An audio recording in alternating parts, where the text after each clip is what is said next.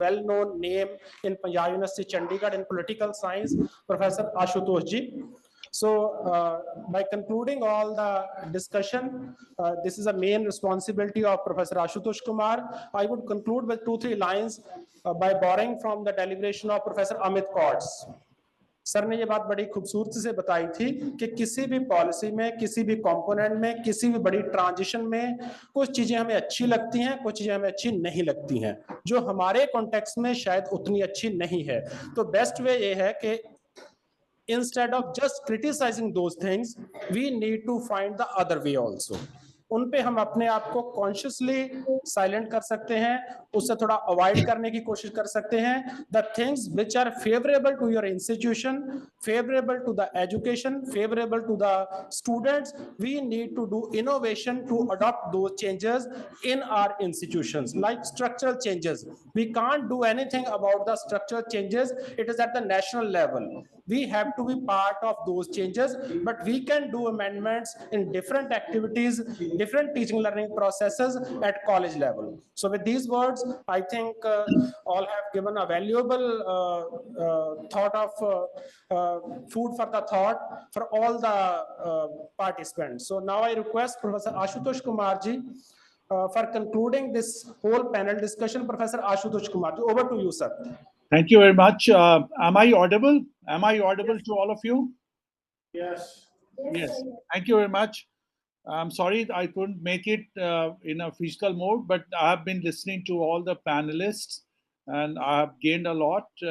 Some very plain speaking, something for which Sardar Patel was known for. I would like to confine myself to the national education policy, but maybe I would speak something on political ideas of Sardar Patel also, because some references were made by one of the panelists about this inter-community relationship and, like because history has not been very kind to Sardar Patel. So I would come to that also. But let me first speak about what do I like about national education policy. I have no, I don't belong to any ideological group. I always call myself a constitutionalist. I believe in the Constitution, and I don't adhere to any political ideology as such. Certainly not a ultra liberal or ultra left ideology. So you can keep me in the middle ground, a liberal educationist. I like this national education policy 2020 because of many factors.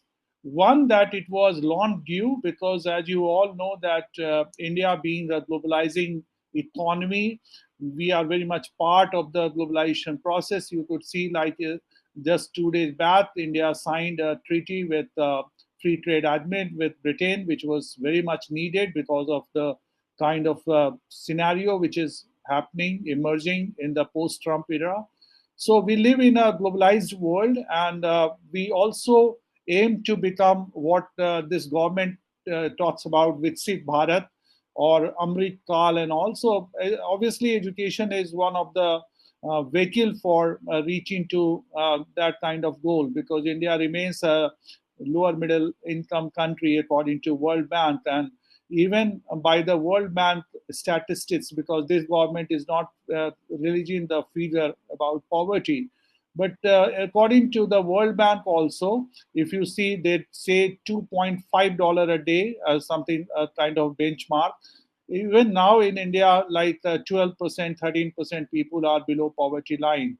And being in a below poverty line in India, being a part of that is not like being poor in America or in any Western advanced capitalist countries. So education is important. Education is a driver for growth, like other factors. So what do I like about this national education policy? Some of the points I would like to flag. One, that, it provides a kind of, it emphasizes on a very open kind of system. And it is not like just that it just gives you your degree. It aims to, as they say, that it aims to produce a holistic individual. So what is holistic individual? That means that the person and employability. So these are the factors like the competence. The what was the basic education idea of Gandhi, or the model education. So something which even Sardar Patel talked about, that how can we develop the skills. So that is something, the emphasis on professional, vocational subjects, technical subjects. So these are something which really made appeal to me. Obviously, all those jargons which you find in the longest document of national education policy, like the developing intellectual curiosity or developing scientific temper, creativeness, and all those things are jargons. And of course, they are important, but the operational part, the educatable part, that makes appeal to me is the emphasis on the vocational subjects, the professional courses. Like one of the basic problem of India, like I always tell my students that why southern states have done much better than northern states. Why a state like Punjab, which used to be so developed, is going backward, right? Is not doing really well. Why this north south divide, which is increasingly becoming so stark? The plain answer would be, according to me, the plain answer would be that the southern states did what the every state had to do. They invested in the primary sector of education, health, sanitation, drainage system. They invested in those sectors, the sectors which should have been the goal of every state, because we called ourselves a welfare state. Our directive principles of the state policy and all. So northern states didn't do much. I'm a great admirer of Nehru, but then if you see the Nehru era or the development planning era, there was a complete neglect of the school education. I mean, I won't say complete neglect, but there was a great degree of neglect. It was always on betting on the strong. So we remember the early years or the first years of India's independence for its IITs, IIM, and all those great institutions they built, and that is commendable. But at the same time, school education was neglected. The primary education was neglected. Was it because of kind of elitist bias that education was not for all? Education was only for the privileged people, those people who belong to the privileged sections. So this was something which was not really, I remember that when I was a student and I was seeing the fever, those states like Kampuchea, Vietnam, which were suffering from the war and the civil war like situation, or take Sri Lanka. By I think by 2000, if I remember the figure, they had more than 85% literacy, 80 to 85% literacy. China was just like India, I think much behind India, or almost like at par with India in the 60s. But China had a kind of a 90% literacy rate. And that's why they launched, 1978, then Xiaoping started this economic liberalization, and they could reap the benefit. And in India, we talked about demographic advantage. We talked about the working age population being one of the highest in the world.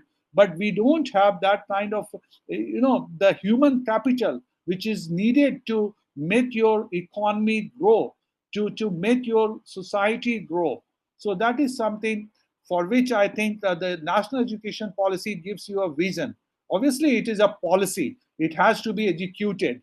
And we Indians are known to have a very, framing good policies. But when it comes to implementation, we often falter. Just state like the GST, right? There can be other examples also that the policies are good, but they are not really being implemented in a real sense. So this is something which I like, the emphasis on the professional, technical, vocational subjects, which make you a kind of employable, which do not really compel you to go for a government job, right? Which can make you self-employable. Something which, I mean, people belonging to the minority community, the Muslim communities, they have been doing it. So you can make it employable in a very profitable way. Second thing which I like about the national education policy is like the keeping away from this silogization. making the disciplinary boundaries.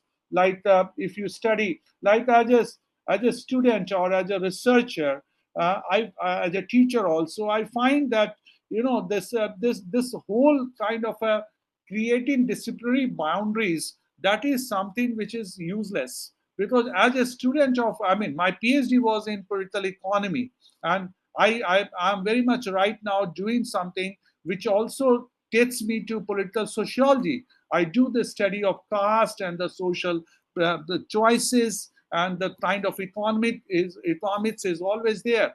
So that kind of the breaking down the disparities and bringing the sciences, social sciences, arts, humanities, languages, that is something which is a great idea, which should be taken up wholeheartedly in the university system or in the college system. That is something which is another point I wanted to say. Third thing is about usage of technology. We saw that the corona period, we had our classes, online classes. Obviously, that was something very new for the students and for the teachers also. So probably it didn't really work but much much better manner. But I have been involved with this open distance learning program. I was national coordinator for EPG Pathshala, and now they have the SWAM portal and all. I find that that's a good idea, because the kind of investment the government is doing, and one of the panelists was referring to that also, the kind of meager investment that the government thinks that the higher education or the education sector is really a non-profitable sector. So we need to have more and more, 6% at least investment, 6% of the GNP in the education sector. And education became a kind of a concurrent subject in 1971. So the state government also has to come forward. But then really nobody is interested. So that way, I think this open distance learning program, or the usage of technology, or creating the platform where the courses and the course material is freely available and can be downloaded by everyone, that is a great idea, and that should be promoted. Unfortunately, the teachers are not coming forward, and those teachers who are coming forward, my experience with the EPG Patsala was that only the young lecturers were willing to write the lessons or getting themselves getting their lectures recorded. The experienced people, the people who were experts, they were not really interested in that. So this is something, another point which is being flagged in the national education policy, and which should be taken up seriously by all the academic leaders and the teachers, because we are the people who run the university system. We are the people who run the colleges, not the senators or syndics or deans and all. I always tell this, that we are the people who run the institutions. So we should take these things, we should try to contribute. Recently, I contributed to some courses they are running from Patiala University, this Punjabi University. So I went there and I prepared the courses, which was something which took time, but then I gave the time for that. So this is something the senior people also should try to do that. Another thing is that this world where we are having this the where the appearances are sometimes more valued uh, than the real content. So there, I think soft skill needs to be discussed, and needs to be soft skills needs to be developed. Our classroom lectures are very, it's just like in Bihar, the state I come from. Still you find the some people, though tractors are there, but then sometime you find that the cultivation system goes back to the period of Ashoka. So something, this kind of classroom teaching, that the teacher coming to the class and giving the lecture and then going out, and the students just becoming the receiver, that is not our. Somebody was saying this Indian knowledge system, IKS. This, what was the Indian knowledge system? I mean, uh, I'm not a votary of ancient Indian tradition or something, that India was the greatest and Vishnu Guru and all. But then, if you just read the literature, and you find that there was this culture of dialogue. Our society, like you might have heard the Sastrat, there would be debate. And what was the thing? We have samvad in our traditions. So if you go back, like you speak to me and I speak to you, and we have a conversation. And at the end, the idea is not to defeat others. The idea is to reach to some conclusion. So vad, vivad, and samvad. That should be that should be the classroom lecture, that the teacher is speaking, the students are also responding, and there is a kind of a great degree of discussion and debate, something which the national education policy emphasizes quite a lot, that there should be. Another point I wanted to say is about the rigorous specialization. Like in my times, we used to do the honors course, and we would have 8 courses in political science. So by the time we graduated, we had fair idea about the discipline. Now, what is happening is that everybody is reading the same course, though many people are not really interested in taking academics as their career. They are just studying to become eligible to appear in the competitive examination to get their degree. So that is something which is flexibility is there in the national education policy. So there should be two kind of courses. One course curriculum should be for those who are going for super specialization. But why America is great? America is great because they have the great professionals. Obviously, they all are not Americans. America has got their expertise from all over the world, something which Ronald Reagan used to say, but something which Trump doesn't understand. So, but then in India also we need super specialists, and that is something which is missing. So that is something which I like.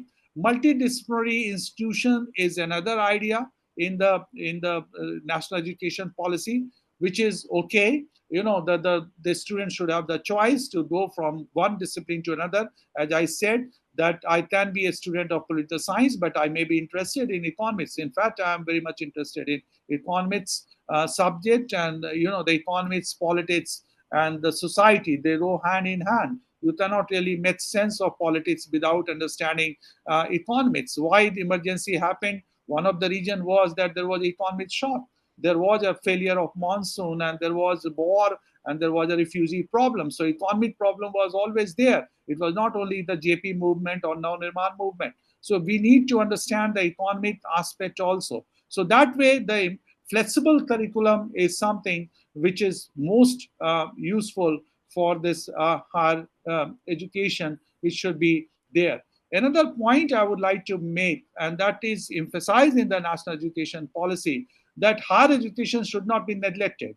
I said that the primary education, right now, right to education, which was implemented by UPA regime. So emphasis is much more on school education and investment in the primary education, which is good. But the quality of education should be there also. But at the same time, I find that the higher educational institution, they are being neglected. That should not be there. This emphasis on every day, I find that the governments are opening the private universities, but the private universities are not coming to the, they don't have that kind of ability, and they don't have really that kind of agenda also to provide the world class, or you can say state of the art kind of facilities, or the kind of teachers. They are just like the teaching shops. Most of the universities have private universities have become the teaching shops, and the government universities have become the degree awarding shops. So this is something which should go away. The I remember, like I was passing through the Tirodimal college, no, Hindu college, and there was a poster that the college gives you degree and we give you job. So there was some kind of a professional institution. Those days I'm talking about. So right now, this is very important, that the educational institutions should enable the students to take up a vocation of their choice once they go out of the college. And another thing, to add this, that most of the universities now have become the teaching university. I, as a senior professor, I take 2 classes a day. Then I have to meet my PhD student. Then I have to take the PhD courses. So these days, like I would be taking 3 classes a day, at least like 5 days a week and something. So where do I have the time to devote on research? So you need to, and that is there in the national education policy, that you need to have a research intensive universities and the teaching universities. So that is something which is there in US also, in Western countries also. So we need to have the institutions which are devoted more to the teaching and sorry, more to the research rather than teaching. So that should be there, that there should be, and something which they have implemented in the central universities where they have opened the research centers. But as we all know, that the appointments are not really very, up to the mark, and the teachers are not really being recruited merely on the basis of merit, and something which is very sad, which is deplorable. And I think we teachers, we senior teachers who go for the selection committee, we also take the responsibility for making a fool of ourselves when we go there. So these are the points. Now I would like to come to this Sardar Patel. The Sardar Patel, if you refer to Sardar Patel, I would say that he has not really got the fair deal. The emphasis, I have no hesitation in saying that the leaderships are being projected by the regime. Why? Something like, as a student, I have written on political leadership also in the Oxford handbook that recently came out, and also in some journals. I have argued that the political leadership in the social sciences discipline is not really being given adequate attention. Leadership is something which is relegated. It is said that the leaders do not have really choices. There are structural factors, and they have to go by the logic of the structure. And it's just like a structural imperative which you find in Marxism, something like that. And another thing, that the emphasis is mostly on the national leaders, not on the state level leaders. We have had a whole series of the state level leaders. You just talked about, like, you just see northwestern India. You had the Caron, you had the Parmar, you had the Sukharia.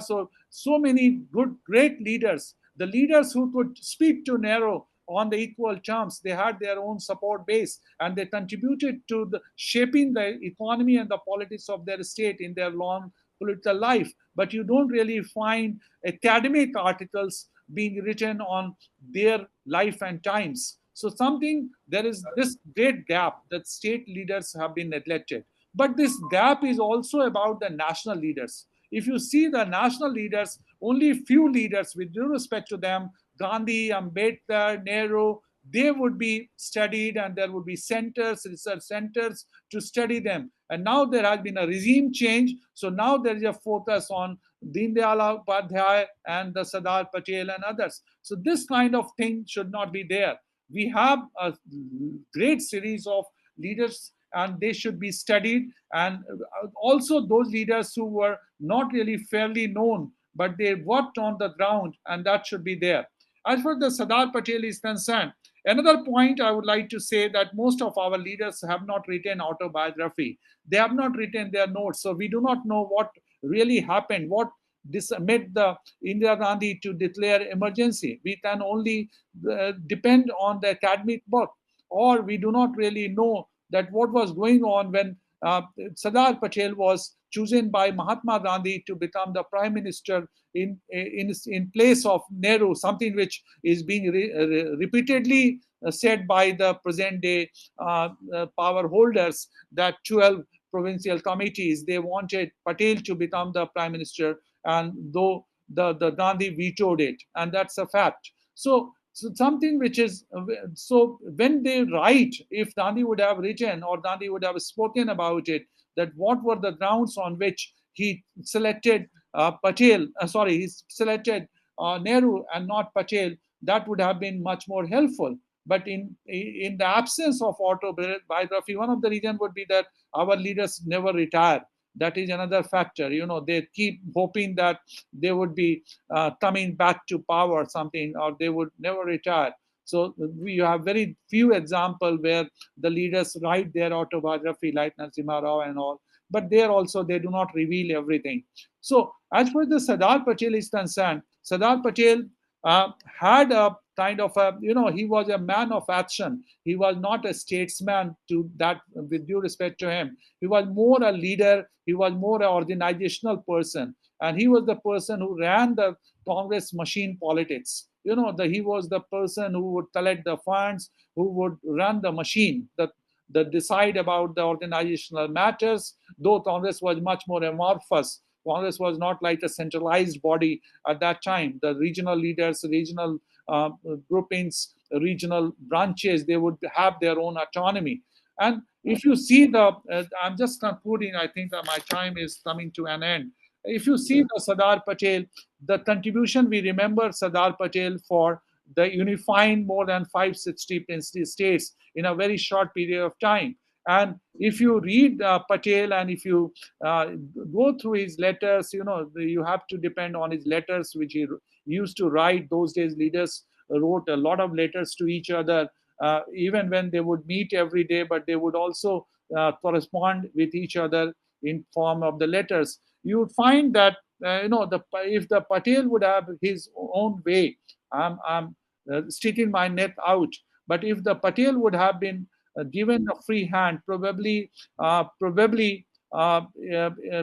would have been much better situation as far as the Kashmir is concerned. I agree. I agree with this. Whatever little I have read, and in fact, he was not really in favor of going to the Security Council. It's not that not going Security Council would have solved the Kashmir problem, but obviously the ceasefire and all, Patel would have probably in a better place to decide. And as you all know, that Patel was the person who pushed for the going of the military to Kashmir. And he was also very much clear about Goa, that what do we do. And then the Hyderabad story, we all know that how did he persuade the Nizam, persuade within court to become part of India. But then, as far as the Sardar Patel education policy is concerned, and that is the theme of the seminar, you can see that he was also the chancellor and the vice chancellor of Gujarat Vidyapeeth, which was set up by Gandhi in 1920. He was very much instrumental because he started at the grassroots level, as you all know that he was in the municipal politics also. So when he was Ahmedabad mayor, he also started the municipal schools, and in those schools there was much more emphasis on the basic education, on the skill based, what we will now talk about, skill based education or the skill enhancement courses, so that way. And as I always say that he was more a Gandhian than Nehru. If you see, not only because he was a good fellow Gujarati, he was a vegetarian and all, but Gandhi and Patel, they were much more closer to each other. And Patel was much more devoted to Gandhi rather than Nehru. So to say that, the Patel was anti-Muslim, or Patel was like he had become communal at the time of the communal bloodbath, and he was not really very fair as a home minister, that is all rubbish. The Sardar Patel was a very strong leader, and he had his own very strong conviction. If you go through his writings, there is a book by Shakti Sinha and Himanshu Roy, and you go through other this something that was this Rajmohan Gandhi's book also. Rajmohan Gandhi or somebody has written about Patel, authoritative biography. So they give you the picture of Patel.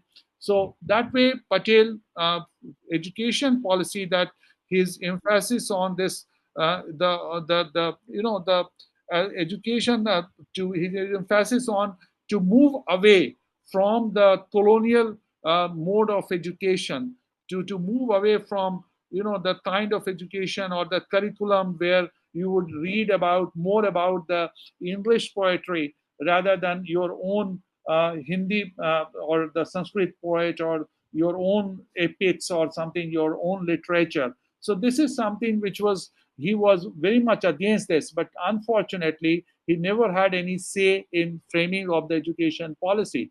And what happened was, and I have been to Christian institutions being run by the Christian missionaries. Even I went to the St. Xavier's College, which was run by the Christian Jesuit fathers. I do, I would like to share with you that when I did my graduation with all the courses and all, but I was not taught about, I was not taught about like, the political thinkers who belonged to India, the ancient Indian political thought, Kautilya and all. I never studied. I never studied about all those, the philosophical traditions which have been there in India. So the courses were framed. It would start with Machiavelli, the political thought paper, start with Machiavelli. So what about the earlier political thinkers who talked about? So there has been a problem because after independence, we started with the courses which were heavily influenced by the Western educational curriculum. That is something which is not good. In the national education policy, I would also quickly add that there has been emphasis on the Indian languages, that you teach the people in their own language, something which was not there. And English became a great, you know, uh, the benchmark for the scholarship in the Indian universities. So those who could speak English, those who could, I heard one panelist also. So they were great scholars, and those who didn't know English, but they had their ideas, they had their insights, they had their arguments, they were neglected in the interviews, in the selection committee, and all. So I would like to come to an end, and I would like to say that there is a much more need to study uh, Sardar Patel, his speech in the Banaras Hindu University, where he talked about the discipline, he talked about what the students should do, how they should behave, how the university should be run by the vice chancellors, all those, and his speech in some other universities also, I'm just forgetting. So, some brief idea, but as you know, that Sardar Patel was in office for not more than 2 years. By 1950, mid 1950, he had this heart attack and he was incapacitated. He went to Bombay. So at that time, Bombay. So basically, he had those 2 years, 18 months, 19 months, and there he was busy with the integration of the princely states. So his life was, and also to manage the refugee problem and to check the Hindu-Muslim violence. And also he had his tussle with Nehru. They were not on the same page on many matters. They respected each other, but then at the same time there were policy differences, as we all know. So that way, and also like he wanted complete free hand in certain matters, which was not given to him. And so that way, and his plain speaking also, he was quite a rustic man, a man from a village, typical village kind of person. So he would speak his mind, and that's why lots of misconception also about him being a anti-Muslim or something. What he spoke, and I have so many utterances, so many speeches which he has delivered in Lucknow, for example. What does he say? He says that you people supported Muslim League, and now the Pakistan has been created, but you didn't think about those poor Muslims who would be left here in India. And now, when in Pakistan has been made, and you have chosen to be in India, you should be loyal to India. What is wrong with this? It is a plain speaking. Something he is saying, because he has to. He says that you have not condemned the Pakistan action in Kashmir. You have not really come out with in support of India, what India is doing. So something which is there, that he is just doing the plain. He's not. He cannot show any incident where he has been found wanting as the home minister or the deputy prime minister of India. And I repeat that he had a very short span of time in the office, and there also he remained busy with the integration part. Just think of, if India would not have been able to integrate all those, the accession would not have happened, and all these, like Hyderabad in the middle of India, what would have been the long term, future of India? India would have been balkanized, and it would have been like a very serious situation. So in the nation building process, his contribution cannot be forgotten, and not for nothing that is known as a Bismarck of India. Thank you very much.